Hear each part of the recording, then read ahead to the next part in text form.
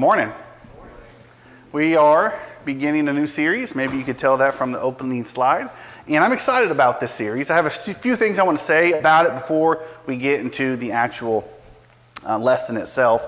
The first is this, is that if you read through Light Post, I'm encouraging you to do two things. One is to read along with me. You'll notice that it's John 13 through 17 is what we're going to be going through. It's going to take us about 3 months or so to get through this section.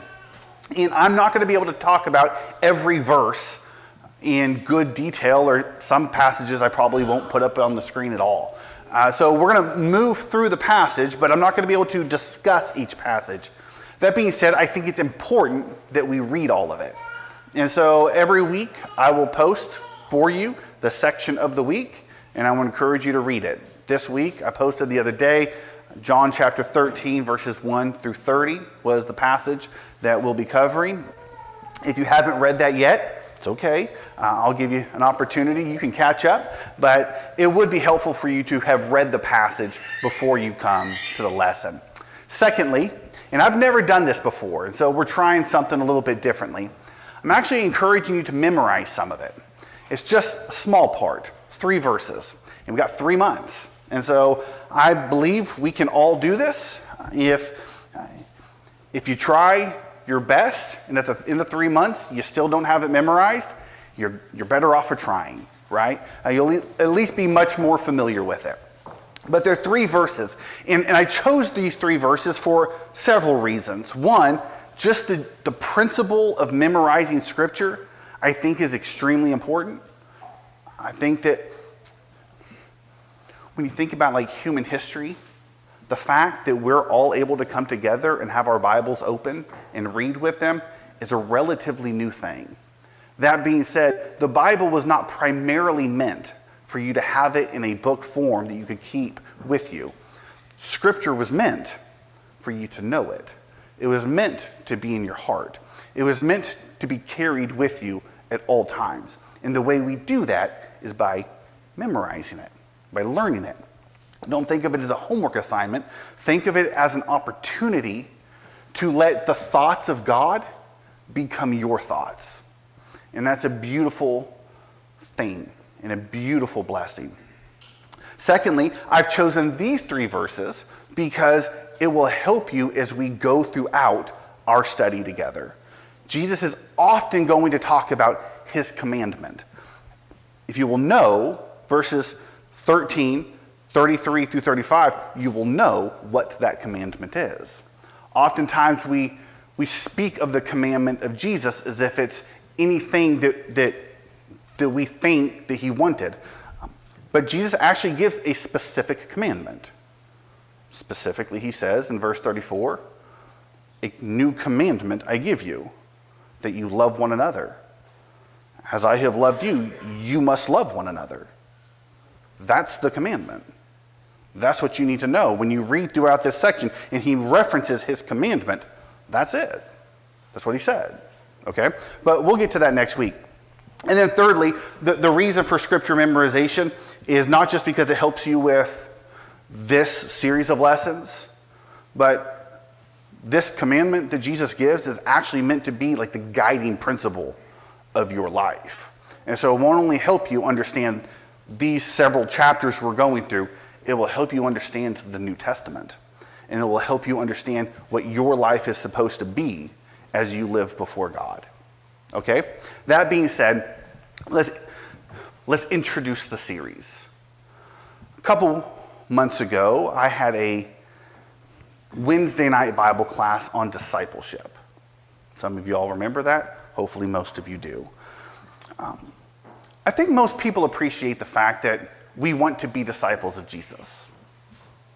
It's like our primary focus is being disciples of Jesus. And not only do we want to be disciples of Jesus, but we want to make disciples of Jesus. But in order to do that, one of the most important things we have to know is, what is that? What is a disciple? What am I trying to be, and what am I trying to produce in the world? And the reality is throughout the class, we defined this in a couple of different ways. I saw a definition from a guy named Bobby Harrington that I like, and I want to share it with you real quick. He said, "A disciple is someone who is following Jesus, being changed by Jesus, and is committed to the mission of Jesus. That's a disciple. We follow Jesus. We allow him, and as we follow him, we learn from him. And as we learn, we allow the things Jesus did, we allow the things Jesus taught to change us. He's supposed to change the people that we are, the way we act with one another, the way we live in the world, the way we think. We want Jesus to change us, and ultimately what we want is to be committed to his mission to change the world. We want all people to follow Jesus. We want all people to be committed to following Jesus. All people to be changed by Jesus. And so we turn to the upper room. I can't think of a more beautiful and intimate setting. Maybe you're aware, but this is the night of Jesus' death, or the night following or leading up to Jesus' death. He gathers his apostles together, his disciples, those who he loves, you might say the dearest in this world, his closest people. By the time he leaves, he will leave that night, go and pray in a garden when he is arrested, and the next day they will kill him. And he knows this. This is the last moments he gets to spend with Peter, with John, with James, and with those who he had called to himself. And I think often when I approach this passage, if I knew that tomorrow I was going to die, if I knew that tonight I was going to be captured and arrested, and by this time tomorrow, my time is done, who would I have in the room with me? And what would I say to them?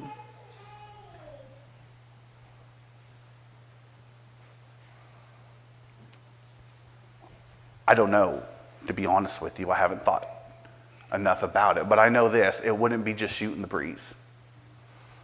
It would be like the most important things. And yet Jesus isn't just some guy having his closest friends together.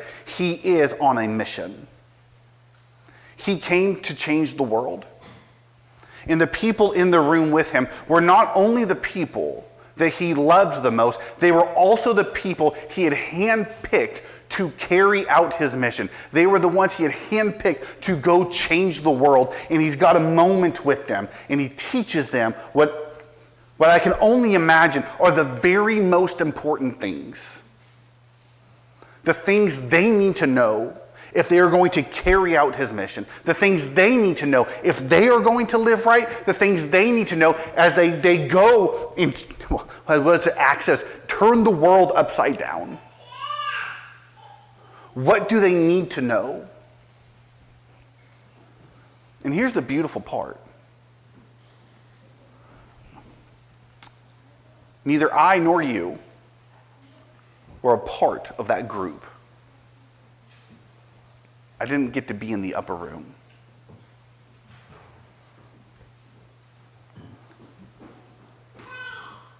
But we are offered an opportunity to be somewhat of a fly on the wall. You get to see what happened. You get to know what Jesus said. If I'm a disciple and my goal is to follow Jesus, I want to be in that room, and I kind of get to be. If I'm going to be changed by Jesus, I want to know what he said in that room. And I get to.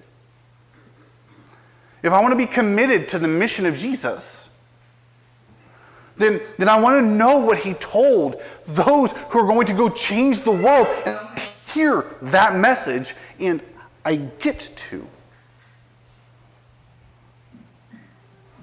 And so, this morning and for the next several months, let's enter the room. Let's hear what Jesus said. And let's see what Jesus did. It is important to note that Jesus begins with an object lesson. Every now and then, when I'm trying to get across a point and I'm trying to find the right words to it, and maybe I don't feel like the words are enough, I'll try to find some sort of illustration to illustrate it. And that's what Jesus does. There's a message that he kind of launches this conversation off with, and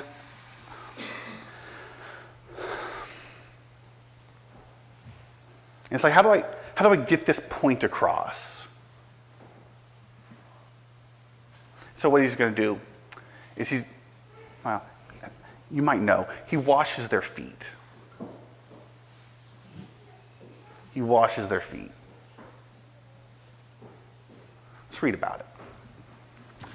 John chapter 13, starting in verse 1, says, "Now before the feast of the Passover, when Jesus knew that his hour had come to depart from this world and to go world to the Father, having loved his own who were with him, who were in the world, he loved them to the end." And so what Jesus does is he takes his loved ones, right? Those who he loved in the world, he loved them and he gathers them together. And here's what's going on. He says he knew that his hour had come. Now, if you're just reading this, maybe you don't think much about that, but there's a structure that's taking place throughout the Gospel of John that many times you're going to read the opposite phrase. That Jesus is either going to do something or somebody wants Jesus to do something, and he'll say this phrase, "My hour has not yet come," or that my time has not yet come. And what we're learning is that what he meant by that, it's not time for me to die yet. I still have more work to do. That all changed in the last chapter. Chapter 12, Jesus raised a man Lazarus from the dead. And those who are the opponents of Jesus were so bothered by this. They thought, this is such a powerful miracle. This is such an amazing sign that Jesus did. Like all people are going to turn to him, and we can't have that. So they committed themselves to two things. One, kill the guy he just raised from the dead. And secondly, kill him. And we're told for the first time, his hour has come. They're going to succeed in what they want to do. They're going to kill him. And Jesus knew it. So he gathers his loved ones together.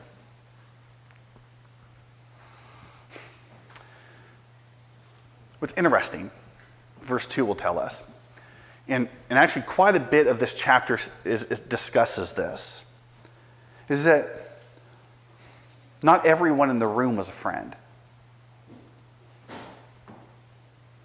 During supper, when the devil had already put into the heart of Judas Iscariot, Simon's son, to betray him. It's not just Peter, James, and John. It's not just those who we know loved Jesus and followed Jesus and served. The very one who would betray him is in the room. I think you're supposed to remember that. I think that's supposed to impress upon us something important. That Jesus is going to wash the feet, not only of his best friends. He's going to wash the feet of the very one who will kill him or have him killed. So Judas is there. So are the disciples. And Jesus, knowing that the Father had given all things into his hands, and that he had come from God and going back to God. It's a phrase that's going to be important throughout our study. Rose from supper. He laid aside his outer garments, and taking a towel, tied it around his waist. Then he poured water into a basin and began to wash the disciples' feet, and to wipe them with the towel that was wrapped around his waist. He came to Simon, who said to him, "Lord, do you wash my feet?" Now, most commentators will point out that Peter's not just asking a question, like he's opposing it. Like, you wash my feet? Like, no, you don't wash my feet. Why are you doing this, Jesus? This is not appropriate. And I think it's hard for us to wrap our minds around this because washing feet isn't really a thing in our society.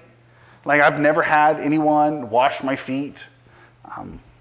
My mom might argue that, when I was a baby, but basically, it's not really a thing we do, But what Jesus is doing, and he'll tell Peter, is you don't understand now, but you're gonna understand. There's actually something important that I'm doing.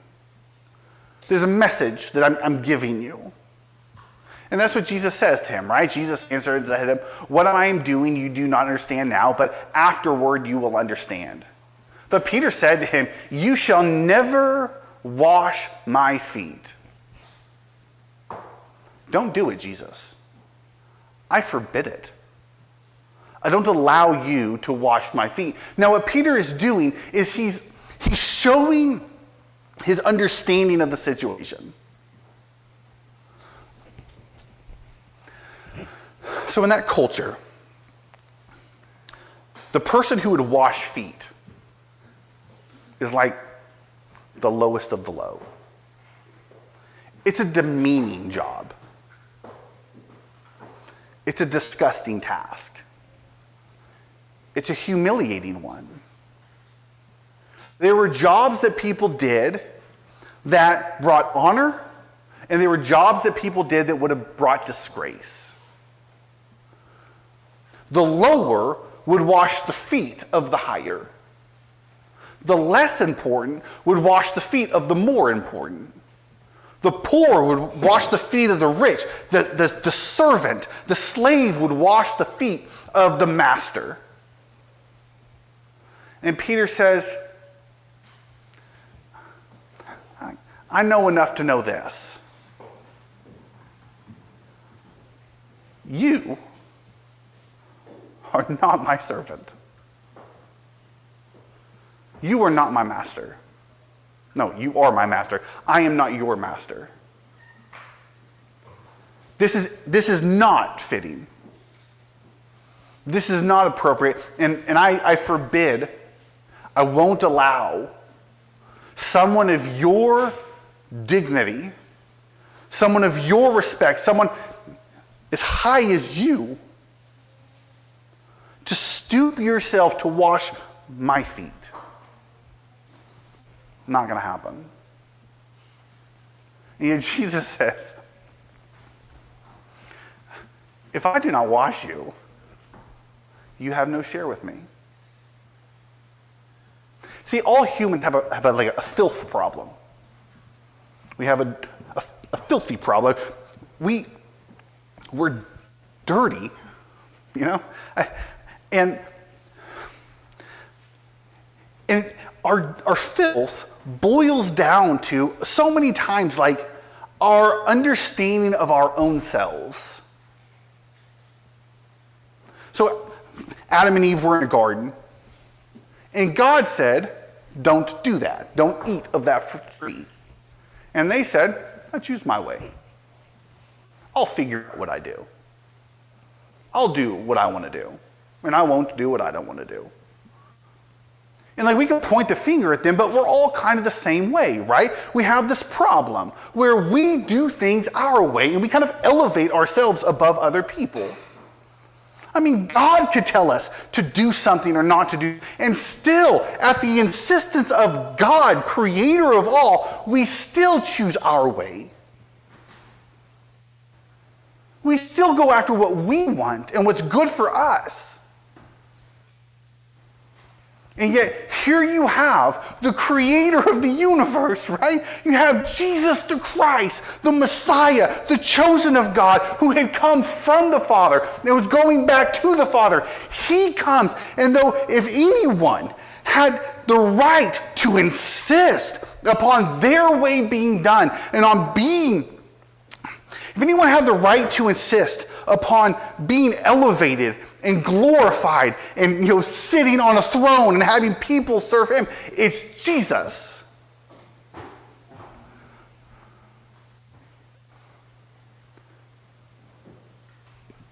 But Jesus got on his knees and washed the feet of those lower than him. I think what Jesus is saying here is this.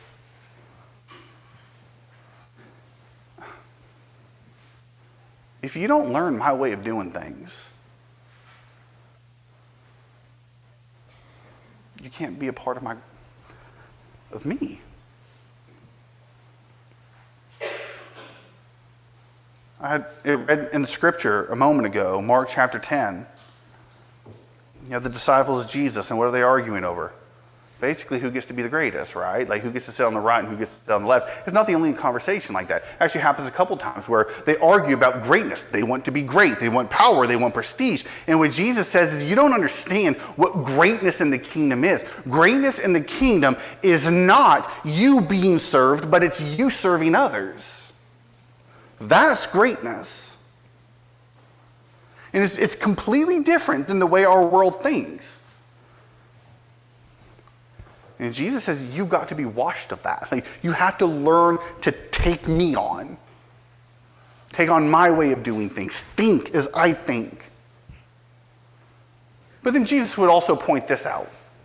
Simon Peter said to him, Lord, not my feet only, but also my hands and my head. And Jesus said to him, the one who is bathed does not need to wash except his feet, but is completely clean. And you are clean. But not every one of you. So here's the thing about the apostles. I said we all have a problem. I think the apostles already knew that. They had already taken on the way of Jesus. There were still some things they needed to learn.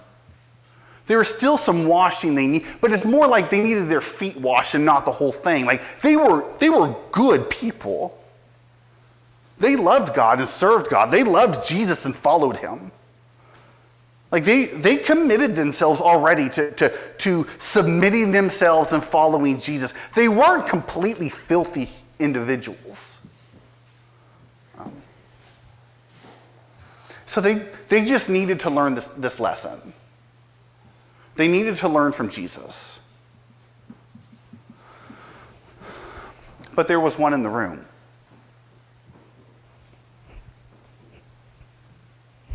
who needed more than just his feet washed.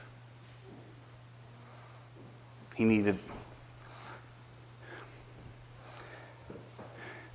the whole thing. Like, he had rejected the way of Jesus. He had heard Jesus as much as these guys had. He had listened to Jesus as much as these guys had. He chose to go after money. And whatever it is that caused him to do what he did.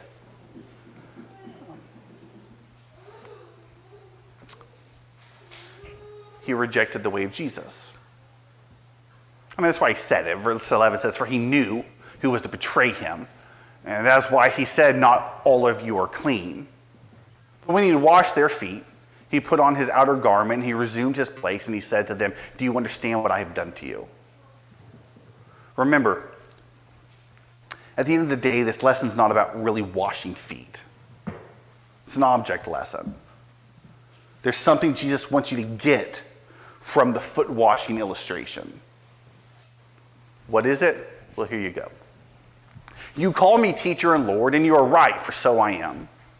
If I then, your Lord and teacher, have washed your feet, you also ought to wash one another's feet. For I have given you an example, that you also should do just as I have done to you. Truly, truly, I say to you, a servant is not greater than his master, and a messenger nor is a messenger greater than the one who sent him. If you know these things, Blessed are you if you do them. So, what's the point? The point is this, is that if your understanding of service is that the lesser serves the greater, your understanding is wrong.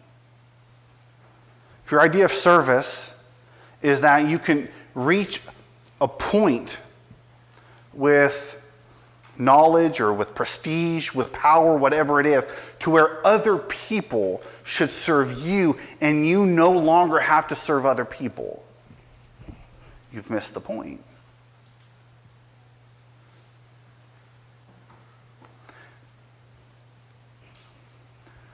No one who has ever lived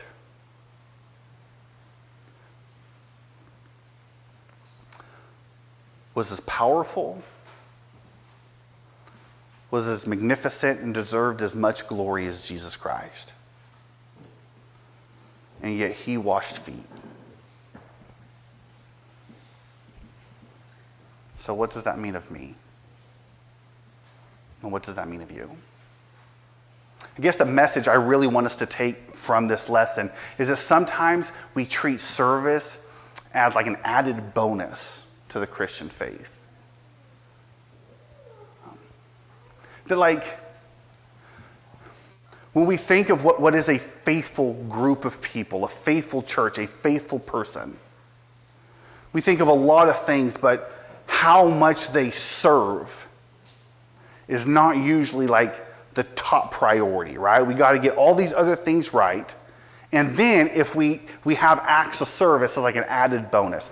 But Jesus didn't present service in that type of a way. He treated it as if it was a defining characteristic of those who belong to him. It's not just something extra that a church does. It is what a faithful church does. It's why I'm thankful that this church has really emphasized that. I think we need to continue to truly emphasize that. That there needs to be opportunities where we all do things we don't find enjoyable, that might seem demeaning, that might seem difficult, that might seem hard, in order to bless the life of someone else. I think we all need to ask ourselves a series of questions. Like, what is the foot washing in your home, at your workplace, or in this church? That is, what task is it that everyone wants to avoid, but love compels you to do it?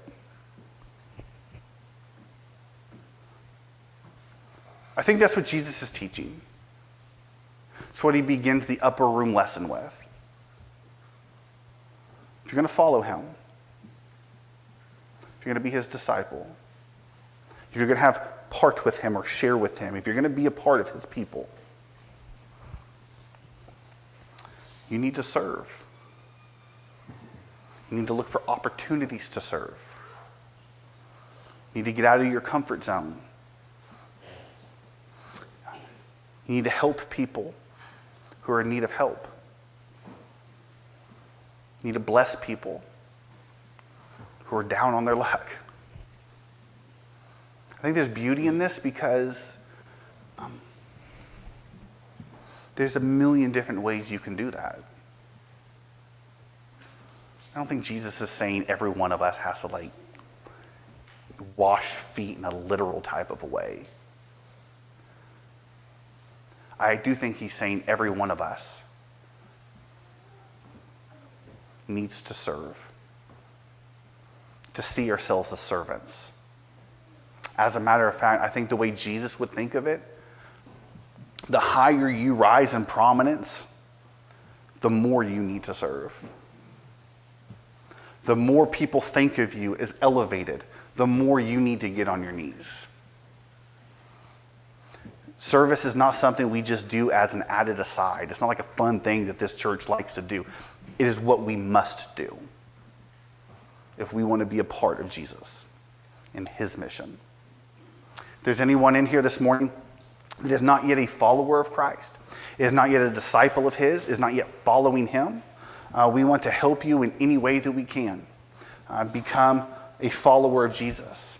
If you haven't committed your life to following him, we want to discuss that with you. If there's anything we can do to help you in your walk with God, if we can study with you, we would love that opportunity. If we can pray for you, we would love that opportunity as well. And if anyone needs to be baptized this morning, we would love to talk with you about that also. If there's something we could do to help you in your walk with God, we encourage you to reach out to either me, one of the elders, and see how we can help you in your walk with God. I'll be in the back, so too will one of the elders, and clearly any other time we're available as well. If we can help you in any way, we encourage you to think about that while we stand and sing the Song of Invitation.